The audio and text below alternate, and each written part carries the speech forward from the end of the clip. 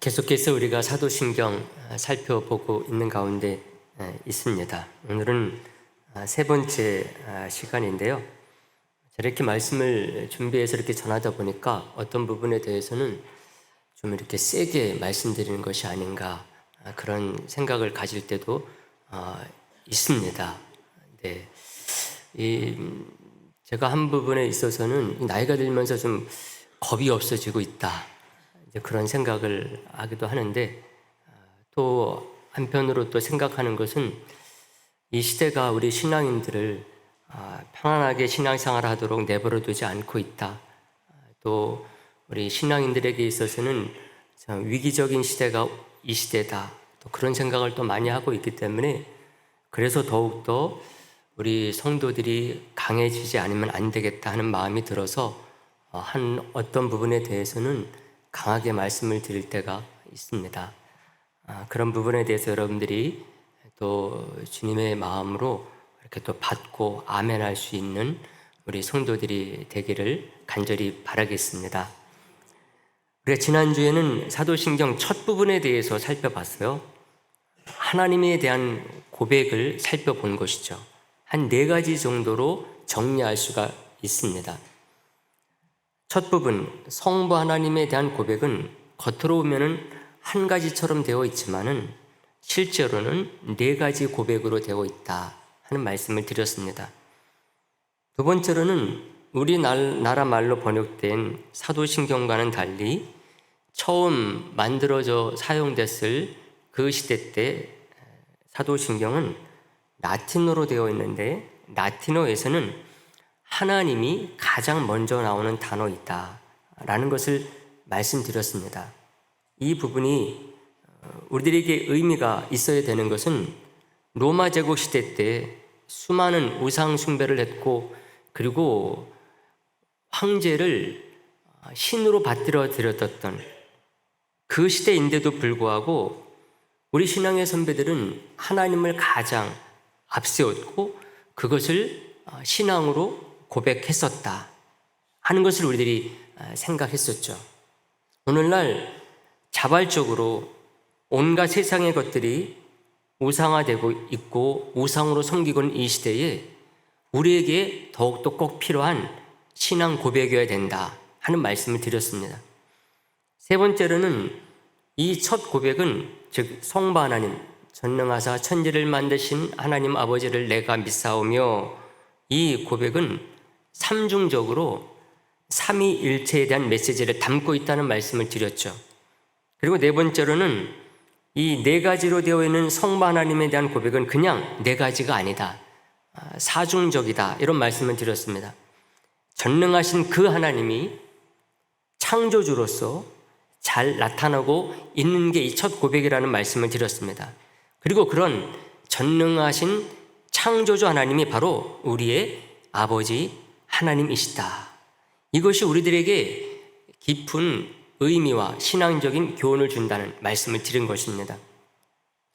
사랑하는 성도 여러분, 이번 기회를 통해서요, 앞으로 우리가 사도신경을 고백할 때마다 그냥 무의식적으로, 기계적으로 고백하는 그런 분들이 되지 않기를 간절히 바라겠습니다. 하나하나 그 토시 하나까지라도 그냥 고백되지 않기를 간절히 바라겠습니다. 삼위 하나님께 참된 신앙 고백이 될 뿐만 아니라요, 우리가 이것을 고백할 때마다 우리가 모든 삶 속에서 어떤 믿음으로 살아야 되는 것인지 묵상하고 결단하는 시간들로 고백되는 시간이 되기를 간절히 바라겠습니다. 이렇게 우리들이 설교하고 배우고 익히는 것들, 이것이 사도신경 고백하는 그 짧은 순간이지만은요, 그것이 정말 우리의 고백의 전부가 돼서 우리 하나님께 고백으로 올려 드려질 뿐만 아니라 우리들이 살펴보는 이 모든 것, 한 5주 정도 살펴보게 되는 것인데 이것이 정말 우리의 삶의 결단으로 드려질 수 있는 시간들이 되기를 간절히 바라는 마음입니다. 그런 면에서 오늘 말씀은요, 사도신경 가운데서도 가장 중요한 부분을 보게 됐습니다. 제가 말씀드릴 때마다 중요하다 그러는데요. 오늘 말씀은 정말 중요한 부분이라고 할 수가 있습니다. 우리가 살펴볼 부분은요, 사도신경 가운데서 두 번째 부분입니다. 성자 하나님에 대한 말씀이죠. 그래서 오늘 말씀을 본문으로 삼은 것이기도 한데요, 오늘 본문 말씀 읽었지만 다시 한번 보도록 합니다. 요한복음 1장 14절 말씀 다 같이 다시 한번 보겠습니다. 말씀이 육신이 되어 우리 가운데 거하심에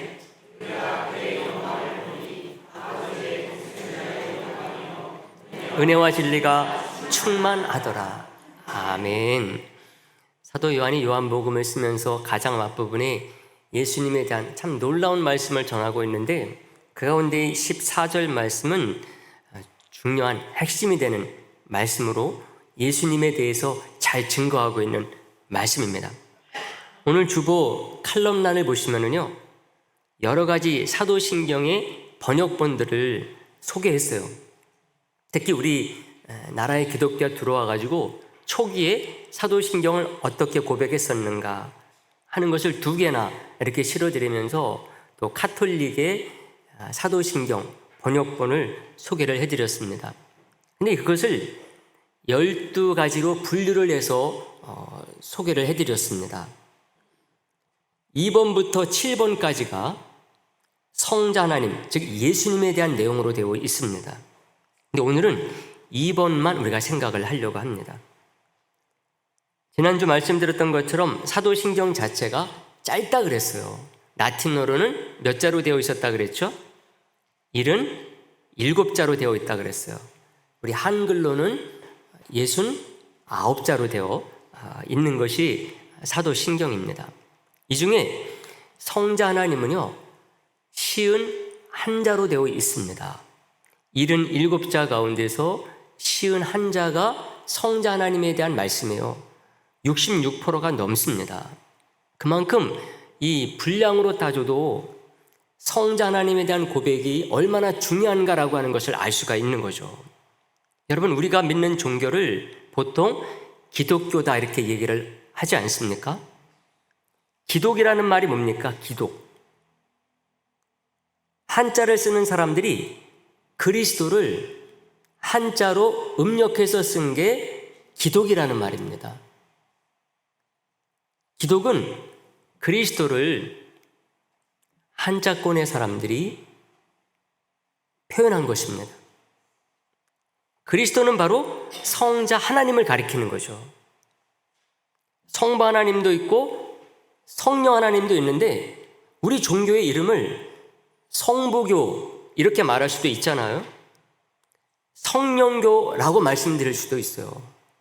제가 이 부분에 대해서 여러 번 말씀을 드렸는데, 근데 뭐라고 하는가 하면은 성자 하나님을 가리키는 기독교다 이렇게 부르는 것만 봐도요, 성자 하나님이 얼마나 중요한 위치를 차지하는가 이것을 알 수 있는 것입니다. 그렇게 잘 알려진 예수님이신데도 불구하고 여러분, 예수님에 대한 바른 신앙을 바르게 알고 바르게 고백하는 사람들은요, 의외로 많지가 않습니다. 그것은 정말 저분은 기독교, 예수님에 대해서 정말 모르는 게 없고 저분이 아는 것은 다 정확할 거야, 이렇게 생각하는 분들까지도요 그렇습니다. 여러 기독교 교파들도 마찬가지입니다. 그 중에 한 사람이 밀림의 성자라고 불리는 알버트 슈바이처 박사입니다. 1952년에는 그 공을 인정받아가지고 노벨 평화상까지 받은 분이시거든요. 평생 아프리카 랑바렌의 오늘날의 가봉인데 여기에서 의술을 가지고서 헌신한 분이십니다. 그걸 이제 인정받아가지고 노벨 평화상을 받으신 거거든요. 사람들은 이분을 기독교인으로서 존경을 하고 또 기독교의 자랑으로 삼죠. 이분은 실제로 또 신학 박사이기도 합니다. 그리고 신학교에서 교수 일도 하셨어요. 하지만 이분이 믿는 하나님은요, 우리가 믿는 하나님과 일치하지 않습니다. 이분이 파이프 오르간 연주자이기도 합니다. 얼마나 음악에 대해서 그 깊은 지식을 가지고 있는지 모릅니다. 또 연주도 얼마나 잘하시는지 몰라요. 탁월하신 분입니다. 근데 이분이 다니는 교회에서 이분에게 설교도 하지 못하게 했고 연주도 하지 못하도록 했어요. 뭐 설교는 그렇다 할지라도 연주를 할 수 있잖아요. 근데 연주도 못하게 했습니다. 닐스 올레 웨르만이 슈바이처라고 하는 제목의 책을 쓰셨는데 이분이 여기에서 그렇게 말했어요. 슈바이처가 생각하는 신은 기독교의 신이 아니다. 이렇게 아주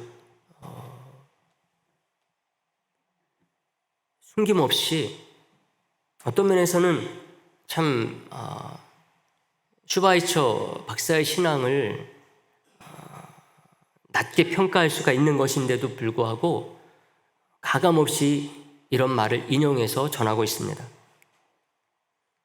근데 이것은요, 이분의 생각만이 아니에요. 슈바이처 박사가 평생 봉사한 곳이 아프리카, 오늘날의 가봉 지역에 해당하는 낭바레네라고 말씀드렸잖아요. 거기에 선교팀이 있어가지고 선교를 하고 있었거든요. 근데 이분이 거기에 간다 그랬을 때에 그분들은 이분이 오는 걸 반기지를 않았어요. 그래도 온다 그러니까는 어떻게 합의를 했는가 하면은 와서 의사로서 의술만 펼쳐야 된다. 절대로 기독교 신앙에 대해서는 입하나 번긋해서는 안 된다. 이것에 대해서 다짐을 받고서야 슈바이처 박사가 거기에 가서 그런 봉사를 할 수가 있었습니다. 그래서 그것이 인정받아가지고 노벨 평화상을 받게 된 것입니다. 근데 이분만 그러느냐? 이것은 2차 대전 시에 나치와 히틀러가 만들어냈다고 말할 수 있는 기독교의 영은 디트리 보네퍼도 마찬가지입니다. 보네퍼 이분도 목사이고 신학 교수입니다. 근데 마지막까지 나치에 저항을 하다가 나치가 패전하기 바로 3주 전에 나치에 의해서 사형을 당한 그런 사람입니다. 3주만 좀 지나갔으면은 살아남을 수 있었는데 3주 전에 그렇게 죽임을 당했어요. 이때의 나이가 39살이었습니다. 당시에 이 나치 히틀러가 정권을 잡아가지고 독일을 막 통치하고 그런 것들이 참 무르익어 갈 때요. 많은 사람들이 해외로 도피하고 망명을 떠났어요. 근데 이 보네퍼는 그러지 않았어요. 그때 미국에 있었는데도 불구하고 그냥 있으면 되거든요. 거기서 교수 일하고 또 교회 섬기고 그러면 되는데도 불구하고 이분은 독일로 돌아왔습니다. 그래서 나치와 싸운 사람이에요. 미치광이가 버스를 몰고 있는데 그냥 놔둬서 되겠느냐? 그러면서 목사이면서도 히틀러를 죽이기 위해 암살 모의를 하는데 동참할 정도였습니다. 그래서 오늘날 이 보네퍼는 기독교인들 뿐만 아니라요, 믿지 않는 사람들도 참 존경에 맞지 아니하는 그런 분입니다. 이 두 분 다 슈바이처 박사나 이 보네퍼 이 박사나 기독교의 자랑입니다. 누가 기독교인들 싸잡아서 욕한다 그러면은 이 두 분의 이름을 얘기를 하면서 얘기를 하게 되면은요 다 쏙 들어가게 되어 있어요. 근데 이분들은 저와 여러분이 믿는 삼위일체 하나님을 믿지 않아요.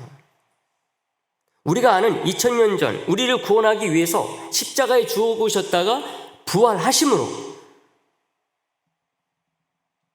우리를 믿음으로 구원하신, 그래서 구원을 완성하신 그 예수님을 우리처럼 믿지 않는다는 거예요.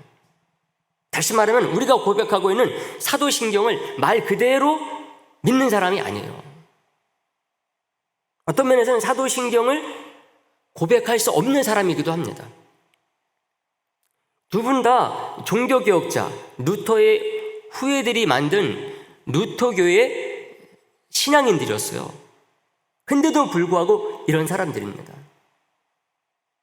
여러분, 우리가 꼭 우리의 교리와 똑같지 않다고 해서 비판하고 정죄할 일은 아닙니다. 기독교 안에는 여러 교파가 있기 때문에 그래요. 꼭 우리와 교리가 똑같지 않다 그래가지고 기독교인이 아니야 비판하고 정죄하면 안 됩니다. 왜요? 그게 아니더라도 우리들이 이 세상에 대해서 할 일이 너무나 많기 때문에 그렇습니다. 중요한 것은 우리가 바로 분별하고 성찰해가지고 바른 신앙을 정립하고 계승 이어나가는 것이 꼭 필요하기 때문에 말씀을 드리는 것입니다. 우리가 존경하고 따르는 사람들이 꼭 기독교인일 필요도 없지 않습니까? 하나님은 믿는 자도 사랑하시지만 믿지 않는 자도 사랑하시는 우리 하나님이세요. 다 하나님의 그 창조 세계 안에 있기 때문에 그렇습니다. 특별 은총만 있는 게 아니라 일반 은총도 성경에서는 말하고 있거든요. 이런 분들을 통해서 어떤 교훈을 어떻게 받아가지고 우리가 신앙생활에 잘 적용하고 사느냐, 이게 더 중요한 것이거든요. 우린 이 세상에서 버려진 섬이나 산속, 토굴에서 수도하는 사람처럼 살면 안 되는 사람들입니다. 하지만은 여러분, 아무리 좋더라도요, 일반 은총 속에는 절대로 참된 구원의 길이 있을 수 없습니다. 이것만은 분명합니다. 세상에도 여러분 좋은 것이 많이 있고 존경할 만한 사람들이 얼마나 많이 있습니까? 그렇지만은 그 한계는 분명하다는 거죠. 악으로 가득한 이 세상 속에서 여러분 그런 사람들이라도 많아야 됩니다. 그런 의미에서 정치도 마찬가지예요. 정치인들을 우리가 욕할 때도 많이 있지만은 대부분의 정치인들은 나라를 사랑하고 국민을 사랑하는 마음을 가지고서 정치를 합니다. 그런 분들이 있어야 나라도 잘 되고 국민들이 행복한 것이거든요. 근데 그것도 그 정도가 다라는 거죠. 그런 것이 세상을 구원하고 생명을 구원하지는 않습니다. 영혼과 영혼의 문제를 그들은 다루지를 않아요. 세상 나라는 다뤄도 하나님 나라는 그들이 다루지를 않습니다. 그래서 우리가 예수님을 믿는 데 있어서 정확히 믿어야 됩니다. 저와 여러분들만큼은.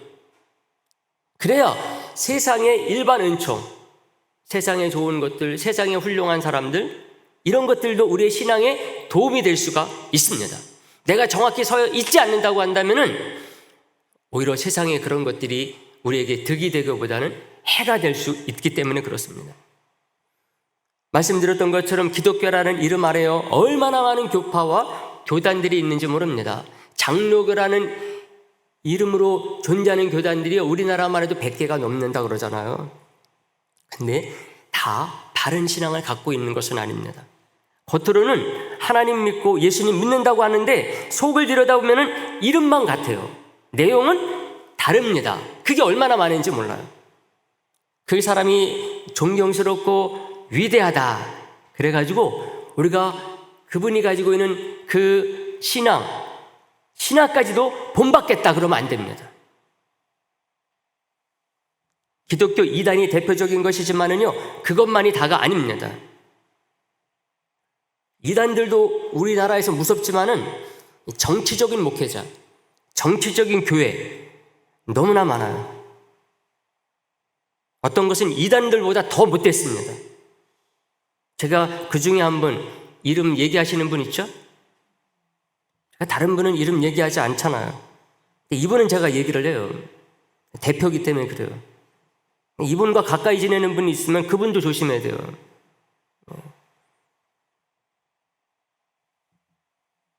어느 정도 우리 성도들이 이제 다 알고 계시다 그러면은 그다음부터는 이름도 얘기 안 하겠습니다. 이분이 말하는 게 얼마나 시원시원한지 몰라요. 그래서 막 우리 성도들이 더 많이 찾아 듣는 것 같아요. 시원한 얘기, 재미있는 얘기 들으려고 그러면은 다른 방송 모시고 다른 유튜브 보세요. 더 재미있고 더 시원하게 말하는 사람들 더 많이 있습니다. 절대로 이분 찾아서 듣는 분 되지 않기를 바랍니다. 누굽니까? 정강훈 씨, 누구보다도 예수 잘 믿는 것처럼 하지 않습니까? 청교도 하면 누굽니까? 청교도는 신앙에 목숨을 걸었던 분들입니다. 우리와 같은 신학을 가지고 있는 사람들이에요. 개혁주의적이고 칼뱅주의적인 사람들이에요. 이게 청교도 신학입니다. 근데 이분이 간판을 내걸었는데 청교도 신앙 훈련원이에요. 기가 차지 않습니까? 그 입에서 날마다 청교도 하니까 얼마나 많은 사람들이 미혹이 되는지 모릅니다. 신천지, 이만희, 하나님의 교회, 장길자, 통일교회, 문선명 이런 자들보다 더 나쁜 사람이에요. 그분들은 이단인지 우리가 아니까 조심하잖아요. 근데 이분은 이단 같지 않은데 더 못됐으니까 더 해를 많이 끼쳐요. 이 시대에 청교도 중에 청교도인 줄 아는 사람들이 있다니까요. 너무나 슬픕니다. 우리가 신앙생활에도 정확히 알고 신앙생활해야 되는데 그냥 대강 믿다 보니까 이런 분들이 나오는 거예요. 성도들이 받아주니까 더 날 뛰는 것이죠. 많은 분들이 세상사 바쁘고 고되다 보니까는 신앙생활을 하는데 바로 배우고 익히고 공부해서 신앙생활하는 게 쉽지가 않아요. 근데 이게 우리만 그런 게 아니라 사는 모습들은 다 비슷하다 보니까 우리나라도 그랬고 다른 나라도 그랬고 21세기인 지금도 그랬고 옛날에도 그랬어요. 그러다 보니까 기독교라는 이름 아래 온갖 것들이 다 있는 것입니다. 왜요? 2000년의 역사가 쌓이다 보니까 기독교 그러면은 정말 믿어야지, 이게 진짜야, 그래야 되는데 2000년이 쌓이다 보니까 그 안에 별의별 것들이 다 있는 것입니다. 그래서 우리가 바로 알고 바로 신앙생활을 해야 되겠다고 하는 것인데 이 시대는 더욱더 그렇습니다. 우리가 세상 사람들에 대해서요 항상 용서하고 위로하고 또 양보하고 공감하고 섬겨야 됩니다. 근데 우리가 그 모든 사람들을 품을 만한 넓은 마음을 가져야 되는데 중심만큼은 분명해야 된다는 거죠. 어정쩡하면 안 된다는 것입니다. 우리가 분명히 설 때 그들도 잘 섬길 수가 있는 거죠. 우리가 신앙을 전한답시고 저 사람도 전도해야 되고 이 사람도 전도해야 되고 나쁜 사람도 전도해야 되고 좋은 사람도 전도해야 되니까 이것도 좋고 저것도 좋다, 이렇게 돼서만은 안 된다는 것입니다. 목적이 좋을수록 우리 자신의 정체성이 분명해야 됩니다. 뿌리가 분명해야 되는 거죠. 스스로뿐만 아니라 하나님과의 관계에서 아주 분명해야 돼요. 선명해야 됩니다. 나 자신의 신앙이 어떤 것인지 분명하지 않으면서 좋은 게 다 좋은 거야, 이런 식으로 사는 이게 기독교가 절대로 아닙니다. 예수님은 그렇게 살지 않으셨어요. 여러분 사도신경을 살펴보면 살펴볼수록 그 자체가 정통 삼위일체론 위에 딱 있습니다. 특히 성자 하나님으로서 예수님에 대한 고백은 더욱더 그래요. 얼버무릴 수가 없어요. 2번부터 7번까지 총 6가지로 되어 있습니다. 이것을 크게 분류하게 되면은 2가지입니다. 예수님이 누구시냐, 그리고 예수님의 사역. 2번이 바로 예수님이 누구냐를 말씀하고 있고 3번부터 7번까지가 예수님의 사역을 말씀해 주고 있어요. 오늘 우리가 그 처음 부분 2번만 살펴보려고 합니다. 여러분 조직신학에서 기독론이다 이런 이름으로 신학을 가르치거든요. 신론, 기독론, 구원론, 종말론, 교회론, 이런 게 이제 그 기독교 신학으로서 조직신학을 다루는 것입니다. 그 가운데 기독론이 있어요. 예수님에 대한, 성경에서 예수님을 어떻게 말하고 있는가 종합해서 신학적으로 가르치고 배우는 것이죠. 그럴 때에 뭐를 다루는가 하면은 예수님의 이름, 그리고 예수님의 두 본성, 그리고 예수님의 직분, 예수님의 상태, 다시 말하면은 예수님의 높아지심과 예수님의 낮아지심, 요것을 다룹니다. 그런데 요게 우리가 지금 다루고 있는 사도신경 2번부터 7번까지에 다 들어가 있다는 거예요. 먼저 예수님의 이름이 들어있는 오늘 우리가 다루는 2번 그 외아들 우리 주 예수 그리스도를 믿사오니 이것에 대한 말씀입니다.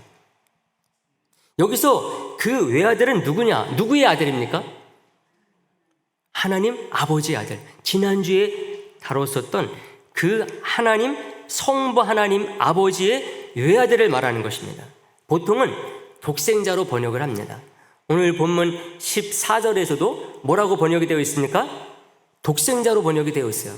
그리고 요한복음 3장 16절 말씀에서도 그렇게 번역이 되어 있어요. 우리가 이 말씀 다 아는 말씀이지만 다 같이 보도록 합니다. 다 같이 보겠습니다. 시작.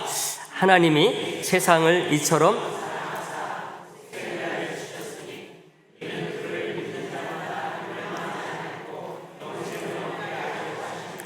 아멘.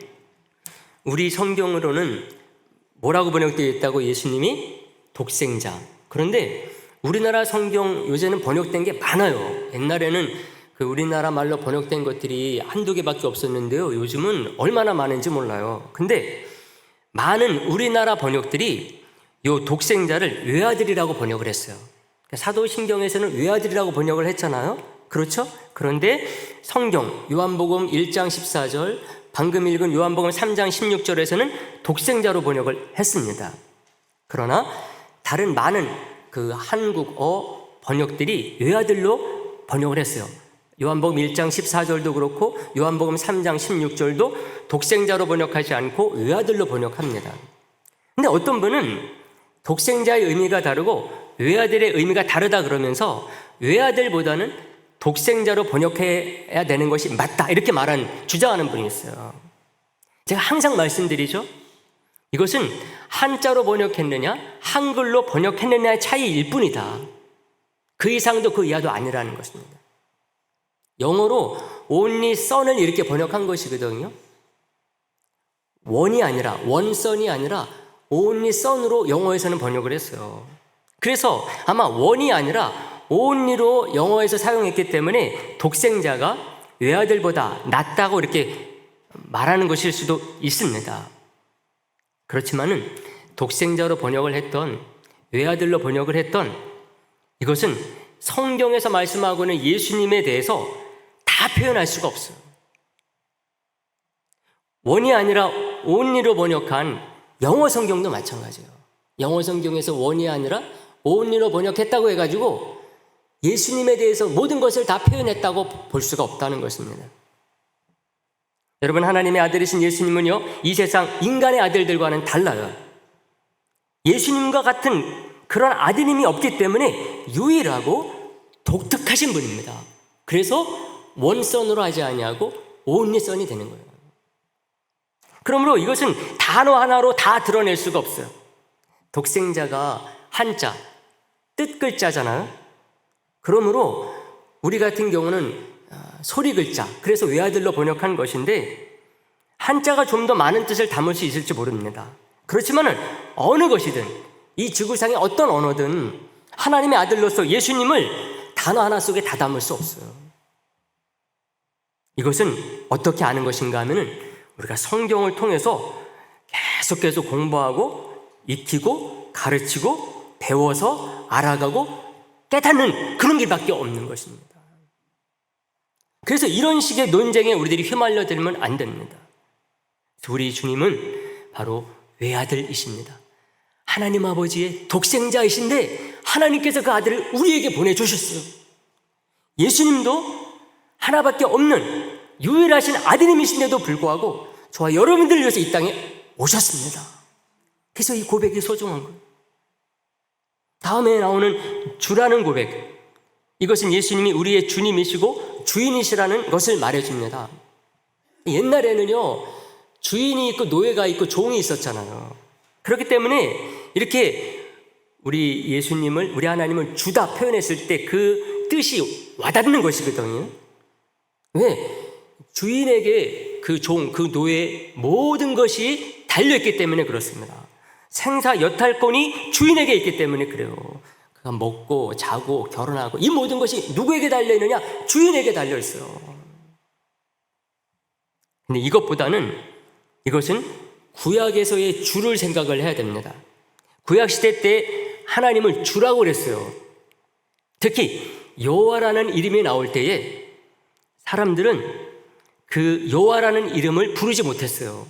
왜? 여호와는 하나님의 직접적인 이름이기 때문에 그래요. 그러니 그 하나님의 이름을 입술에 담을 수 없다는 거예요. 죄인이 어떻게 하나님의 이름을 부르느냐. 너무나 거룩하고 그러기 때문에. 그래서 구약 성경을 읽다가 여호와라는 단어가 나오면은 여호와라고 읽지를 못하고 주로 이렇게 읽었다는 것입니다. 그러면은 신약 시대에 와가지고 예수님을 주라 그런 것은 뭔가 하면은 바로 구약의 그 하나님이 예수님이시다는 거예요. 똑같은 주로서 예수님이 하나님이시라는 거예요. 놀라운 고백이 되는 거죠. 유대인들은 이것을 받아들일 수 없는 거예요. 예수 그들이 인정하지 않잖아요. 그런데 예수님뿐만 아니라 예수님의 제자들, 예수 믿는 사람들이 그 예수님을 주로 고백을 하는 것이니 놀라운 고백이 되는 것입니다. 또 하나 예수라는 말이 나옵니다. 예수님라는 것이야말로요 예수님의 진짜 이름이에요. 여러분 동사무소에 가면은 다 우리 이름들이 올라가 있지 않습니까? 예수님 동사무소에 가서 찾으면은 예수님의 이름이 뭐라고 올라가 있을까요? 주라고 올라가 있을까요? 그리스도라고 올라가 있을까요? 예수라고 딱 올라가 있는 거예요.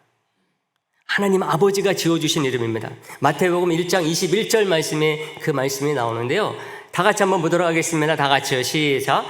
아들을 낳으리니 이름을 예수라 하라. 이는 그가 자기 백성을 그들의 죄에서 구원할 자이심이라 하니라. 아멘. 누가 이름을 지어줬어요?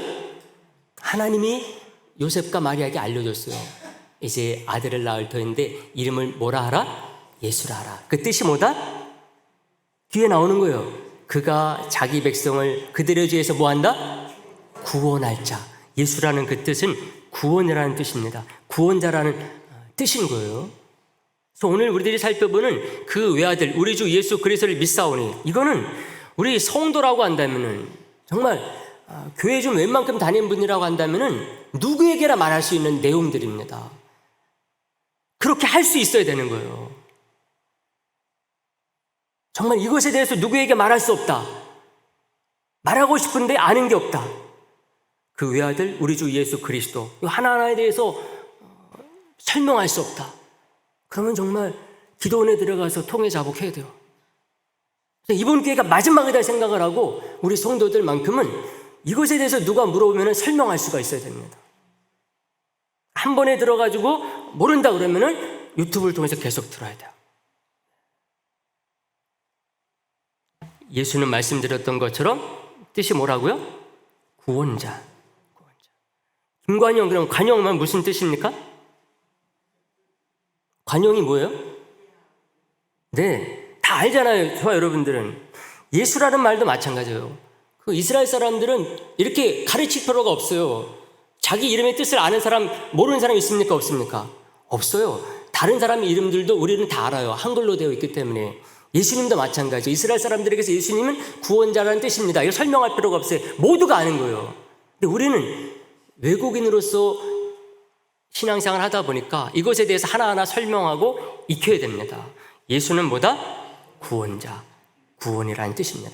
구약에 여호수아, 예수아라는 인물이 나오는데 똑같은 단어입니다.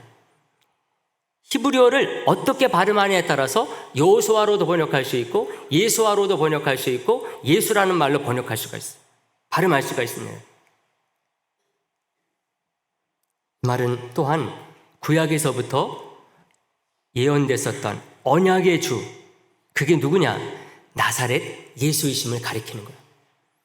이스라엘 사람들에게는 예수라는 이름이 많거든요. 이 사람도 예수, 저 집에 가도 예수가 많아요. 이름이 너무나 뜻이 좋기 때문에. 근데 구약에서 하나님께서 오시마 하고 예언했었던 그 구세주가 누구냐? 나사렛에서 살고 있는 요셉과 마리아의 아들 그 예수라는 것입니다. 놀라운 고백인 거죠. 여러분, 사람과의 언약, 약속, 계약은 믿을 수가 없어요. 내가 그 약속 내가 지킬게. 그랬다가도 어기는 게 사람입니다. 근데 하나님은 달라요. 하나님께서 하신 언약, 약속은 그 자체가 신뢰성이 있습니다. 하나님 자신의 증거 능력을 가지고 있어요. 하나님은 언약과 그것이 이루어지는 성취를 통해서요, 자신을 증거하시고 증명하시고 입증하십니다. 자신을 증거하기 위해서 과학이 필요하신 분이 아닙니다. 오늘 사람들이 무엇인가를 증명한다 그러면은 과학적으로 증명하잖아요. 이건 과학이 인정해서 그러면 사람들이 인정하잖아요. 하나님을 입증하는 데에서는 과학이 필요하잖아요. 언약과 그 성취를 통해서 하나님은 입증됩니다. 우리 하나님께서 구약시대 때 선지자들 통해서 내가 구세주를, 구원주를 너희들에게 보내줄게. 근데 정말 요셉과 마리아의 가정에 예수님께서 오신 것입니다. 그래서 이 고백이 놀라운 고백이 되는 것입니다. 이어서 나오는 그리스도는요, 우리의 구원자로서 예수님의 직분이 무엇인가를 말해주는 것입니다. 그리스도라고 우리가 말씀을 할 때 그 안에 이 의미가 다 담겨져 있는 거예요. 그리스도는 기름 부음 받은 자라는 헬라어입니다. 히브리어는 메시아예요. 그리스어로 그리스도. 성경이, 신약성경이 쓰여진 것이 그리스어, 헬라어로 쓰여져 있거든요. 헬라어로 그리스도라고 말하는 것이고, 히브리어, 구약 성경이 히브리어로 쓰여졌는데 히브리어로는 메시아입니다. 누군가가 그리스도와 메시아가 마치 다른 뜻인 양 말하면은 그 사람은 그리스도와 메시아가 똑같은 의미의 다른 단어인지를 모르는 사람입니다. 그리스도와 메시아는 똑같은 뜻입니다. 구약에서 기름 부음을 받아서 세워지는 세 가지 직분이 있어요. 제사장, 선지자, 왕입니다. 그러니까 그리스도, 예수님께서 그리스도다라고 하는 것은 예수님이 제사장으로, 선지자로, 왕으로 기름 부음 받은 우리의 구원자라는 뜻이에요. 하나님과의 관계 속에서 이 세 사람은요, 제사장, 선지자, 왕은 구약시대 때 이스라엘 사람들에게 있어서는요, 없어서는 안 될 중요한 직분의 사람들이에요. 그 자체가 이스라엘 백성들의 삶의 구원의 문제, 살면서 터지는 사건과 사고들, 이런 것들을 해결해주는 아주 유일한 수단과 방법이 누구였었는가? 제사장이요, 선지자요, 왕이었어요. 그래서 예수님께서 그리스도라고 하는 것은요, 정말 없어서는 안 돼. 우리의 삶에 있어서 구원의 문제, 삶의 문제를 해결해 주시는 해결자시다라는 말입니다. 제사장은 죄인을 대신해서 제사를 드리는 사람이에요. 여러분, 아무나 제사를 드릴 수가 없었어요. 제사장만이 백성들이 가져온 죄의 대속물, 짐승을 제사로 하나님께 드릴 수가 있었습니다. 제사장 없이는 지은 죄를 해결할 길이 없었어요. 내가 죄가 참 많아. 지난주에 너무나 죄를 많이 졌어. 하나님이 용서해 주신다고 했는데 그 용서를 빌기 위해서 자기가 짐승 잡아다 제사를 못 드려요. 그러니까 죄가 있어도 용서받을 길이 없었어요, 구약시대 때는. 근데 그걸 누가 해주는 것인가? 제사장이 해주는 거예요. 그러니까 이스라엘 백성들이 제사장이 없으면 돼요, 안 돼요? 안 되는 거죠. 선지자는 누굽니까? 제사장과 방향이 반대입니다. 하나님의 말씀을 백성들에게 전하는 사람들이 선지자이죠. 제사장이 인간을 대표해서 하나님께 나아가는 자라고 한다면 선지자는 하나님을 대신해서 인간에게 그 뜻을 전해주는 사람이 선지자였어요. 그러니까 선지자가 없으면 이스라엘 백성들이 하나님의 뜻이 어디에 있는지를 알 수가 없었어요. 그러니 무엇을 하더라도 하나님의 뜻을 알아야 이렇게도 하고 저렇게도 하는데, 선지자 없으면 알 수 없으니까 선지자는 없으면 된다, 안 된다? 안 된다는 거예요. 이스라엘 백성들에게 있었어요. 그런 면에서 왕도 마찬가지입니다. 사람은 통치, 다스림이 필요해요. 죄인들이 가정을 이룹니다. 사회를 이루죠. 나라를 이룹니다. 그럴수록 다스림이 필요한 거잖아요. 바로 이 통치를 하나님을 대신해서 감당하는 사람이 누구였느냐? 왕이었어요. 바로 이 일을 누가 다 완수하셨느냐? 예수님이 그리스도로서 하셨다는 것입니다. 구약시대 때 여러분 얼마나 많은 제사장들이 있었고 선지자들이 있었고 왕들이 있었습니까?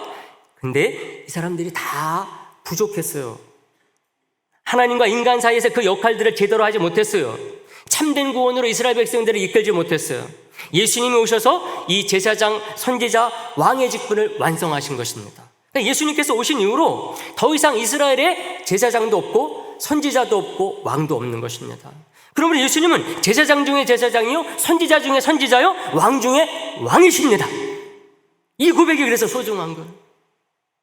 우리 주 예수 그리스도라는 말은 바로 그 예수께서 우리의 주가 되시고 우리의 그리스도이시다라는 말이에요. 우리의 참된 제사장이요, 선지자요, 왕이심을 고백하는 것입니다. 그래서 구약의 제사자가 더 이상 없어진 거예요.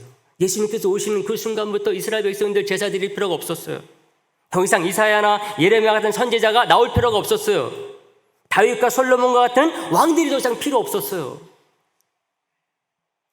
그래서 신약시대 때 예수 믿는 초대교회 신앙인들, 베드로도 마찬가지요, 바울도 마찬가지입니다. 그 이후에 아우구스티누스도 마찬가지. 이 사람들 제사 안 지냈어요. 선지자 필요 없었어요. 예수님이 성령을 통해서 자기 안에 모든 것을 해줬기 때문에 그래요. 완벽하게 해주셨기 때문에 그렇습니다. 그래서 우리는 이제 예수로 말미암아 이 세상에 대해서 이 직분을 수행해야 될 사람들이 저와 여러분들입니다. 예수님으로 말미암아 우리가 그런 선지자요, 제사장이요, 왕적인 직분을 갖고 나갈 수가 있게 된 것입니다. 여러분들, 우리가 지금 제사 드립니까, 안 드립니까? 저 용서받기 위해서 저한테 대신 용서를 빌어주세요, 그러지 않잖아요. 만약 그런 사람이 있으면은 이 오늘 말씀드린 것을 제대로 이해를 못한 분이에요. 여러분들이 죄 용서받기 위해서 누구한테 부탁할 필요 없이 여러분들이 직접 우리 하나님께 예수의 이름으로 기도하면 되잖아요. 그렇지 않습니까? 이게 뭐냐? 예수님께서 이 제사장적인 직분을 완수하셨기 때문에 그래요. 선지자도 마찬가지예요. 여러분들이 더 이상 하나님의 뜻을 알기 위해서 누구한테, 물론 도움은 구할 수 있죠. 이게 무슨 뜻입니까? 도움은 구할 수 있지만은 하나님의 뜻을 알기 위해서 여러분들이 말씀을 통해서 기도 가운데 성령의 인도하심을 따라 여러분들이 주님의 음성을 들을 수가 있어요. 바로 선지자의 역할을 예수 그리스도로 말미암아 저와 여러분들이 할 수 있게 된 이유가 여기에 있는 것입니다. 사랑하는 성도 여러분, 말씀 마치는데요, 오늘 우리는 성자 하나님에 해당되는 부분, 첫 부분을 살펴봤어요. 사도신경은 크리드라는 나는 믿습니다, 이 고백을 기둥으로 해가지고 삼위 하나님을 고백하는 내용들로 되어 있다는 말씀을 제가 첫째 시간 또 둘째 시간에도 말씀드렸어요. 그래서 그 사도신경을 이름 붙일 때에 우리 초대교회 때 그 라틴권 사람들은 더 아포스를 해서 크리드로 이렇게 이름을 붙였다는 말씀을 드렸습니다. 근데 이 크리드는 기본적으로 믿는다라는 말인데요, 영어로도 그렇고 헬라어로도 그렇고 라틴어로도 그렇고요, 믿는다라는 단어는 많이 있어요. 많이 있습니다. 영어에서 가장 흔히 쓰는 말이 believe라는 단어이거든요. 그리고 헬라어에서도 피스티스라고 하는 그 흔하게 쓰는 믿는다라는 말이 있어요. 라틴어에도 마찬가지예요. 피데스라는 그런 그 흔히 쓰는 믿습니다, 그럴 때에 가장 많이 쓰는 단어들이 있어요. 그런데 사도신경을 만든 우리 신앙의 선배들은 그 단어를 쓰지 아니하고 크레도라는 단어를 썼다는 것이에요. 왜 그러느냐는 거예요.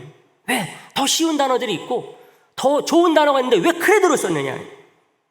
합신 총장을 역임하신 조병수 교수님이 크레도라는 말에 대해서 이렇게 말을 했어요.